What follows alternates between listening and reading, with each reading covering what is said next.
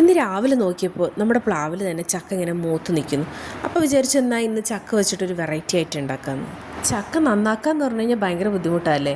ഇതിൻ്റെ ഞവണിയൊക്കെ കളഞ്ഞ് അത് നന്നായിട്ടൊന്ന് ക്ലീൻ ആക്കി വരുമ്പോൾ തന്നെ ഒത്തിരി സമയം എടുക്കുകയും ചെയ്യും. അതുപോലെ ചക്കക്കുരു നന്നാക്കാനാണെങ്കിൽ കുറച്ചും കൂടെ സമയം കൂടുതലെടുക്കും. അതുകൊണ്ട് ഞാനിവിടെ കുറച്ച് ചക്കക്കുരു മാത്രമേ എടുത്തിട്ടുള്ളൂ. ചക്കയുടെ മുകളിൽ ഇനി വല്ല പൊടിയോ അങ്ങനെ എന്തെങ്കിലും ഉണ്ടെങ്കിൽ എന്ന് വിചാരിച്ചിട്ട് ഞാനിവിടെ നിന്ന് നന്നായിട്ട് കഴുകുന്നുണ്ട്. കഴുകിയതിന് ശേഷമാണ് ചക്ക എരിശ്ശേരി ഉണ്ടാക്കാൻ പോകുന്നത്. മഴക്കാലം ആയതുകൊണ്ട് തന്നെ ചക്കയിലേക്ക് വെള്ളം ഇറങ്ങാനുള്ള സാധ്യതയുണ്ട്. പക്ഷേ ഇതിനകത്ത് വെള്ളമൊന്നും ഇറങ്ങിയിട്ടില്ല. ആരെങ്കിലും വീഡിയോ സബ്സ്ക്രൈബ് ചെയ്യാത്തവരുണ്ടെങ്കിൽ ഒന്ന് സബ്സ്ക്രൈബ് ചെയ്തേക്കണേ. അപ്പം ഞാനിവിടെ നന്നാക്കിയ ചക്ക കുക്കറിലാണ് വെക്കാൻ പോകുന്നത്. അപ്പോൾ 1 ടീസ്പൂൺ ഉപ്പ് ഞാൻ ഇതിലേക്ക് ഇട്ട് കൊടുക്കുന്നുണ്ട്. എന്നിട്ട് അടച്ചു വെച്ചിട്ട് നമ്മൾ 1-2 വിസിൽ മാത്രം നമ്മൾ അടിച്ചാൽ മതി. ചക്കയുടെ വേവ് അനുസരിച്ചിരിക്കും. അതുപോലെ തന്നെ ഒരു 1/4 ടീസ്പൂൺ മഞ്ഞൾപ്പൊടി ഞാൻ ഇട്ട് കൊടുക്കുന്നുണ്ട്. പിന്നെ അതുപോലെ തന്നെ 1/4 ടീസ്പൂൺ മുളക് പൊടി. ചക്കയ്ക്ക് കുറച്ച് വെള്ളം ഉണ്ടെന്ന് നമുക്കറിയാം. വേവും ചക്കയുടെ വെള്ളം ഇറങ്ങും. എന്നാൽ കൂടെ അടി പിടിക്കാതിരിക്കാൻ വേണ്ടിയിട്ട് നമ്മളിവിടെ കുറച്ച് വെള്ളം ഒഴിച്ച് കൊടുക്കുന്നുണ്ട്. ഇവയെല്ലാം ചേർത്ത് കഴിഞ്ഞാൽ നമുക്കൊന്ന് ഇളക്കി യോജിപ്പിച്ച് കൊടുക്കാം. മഞ്ഞൾപ്പൊടി, മുളക് പൊടി, ഉപ്പൊക്കെ ഇട്ടതല്ലേ.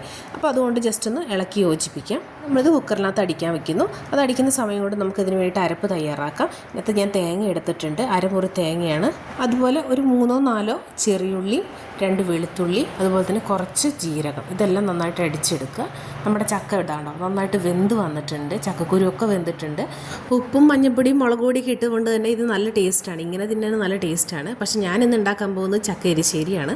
ചക്കയുടെ സീസൺ കഴിഞ്ഞപ്പോൾ ഇങ്ങനെയൊന്നും ഉണ്ടാക്കാൻ പറ്റില്ലല്ലേ. അപ്പം ഞാനിവിടെ അരപ്പ് ചേർത്ത് കൊടുക്കുന്നുണ്ട്. തേങ്ങ നമ്മൾ നേരത്തെ അരച്ച് വെച്ചില്ലേ, അത് അങ്ങനെ ചേർത്ത് കൊടുക്കുന്നുണ്ട്. ഞാനിവിടെ തീ ഓഫ് ചെയ്തിട്ടില്ല, സ്റ്റൗ ഓഫ് ചെയ്തിട്ടില്ല.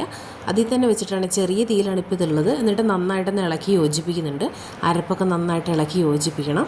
ചക്കയിൽ നിന്ന് ഇറങ്ങിയ വെള്ളവും നമ്മൾ ചേർത്ത വെള്ളവും ചേർത്തിട്ട് നന്നായിട്ട് ഇതുണ്ടാവും കുഴഞ്ഞിരിക്കണം. അപ്പോൾ ആ എരിശ്ശേരി എന്ന് പറയുമ്പോൾ തന്നെ നമുക്കറിയാം കുഴഞ്ഞിരിക്കണം അല്ലേ.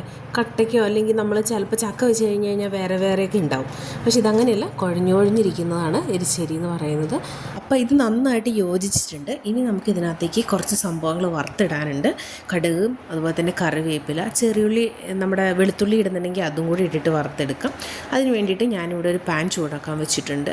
ഇനി നമുക്ക് ഇതിനകത്തേക്ക് കുറച്ച് വെളിച്ചെണ്ണ ഒഴിച്ചു കൊടുക്കാം. അതിന് വേണ്ടിയിട്ട് ഞാനിവിടെ 2 ടീസ്പൂൺ വെളിച്ചെണ്ണയാണ് എടുത്തിരിക്കുന്നത്. അതുപോലെ 2 ടീസ്പൂൺ കടുകും വെച്ചിട്ടാണ് ഞാനിത് പൊട്ടിച്ചെടുക്കുന്നത്. നമ്മുടെ കടുകൊക്കെ ഇതാ പടപടാ പൊട്ടി വന്നിട്ടുണ്ട്. ഇനി നമുക്ക് അതിനകത്തേക്ക് കുറച്ച് വറ്റൽമുളക്, എരിവിന് വേണമെങ്കിൽ നമുക്ക് കുറച്ച് വറ്റൽമുളക് അധികം ഇട്ട് കൊടുക്കാം കേട്ടോ.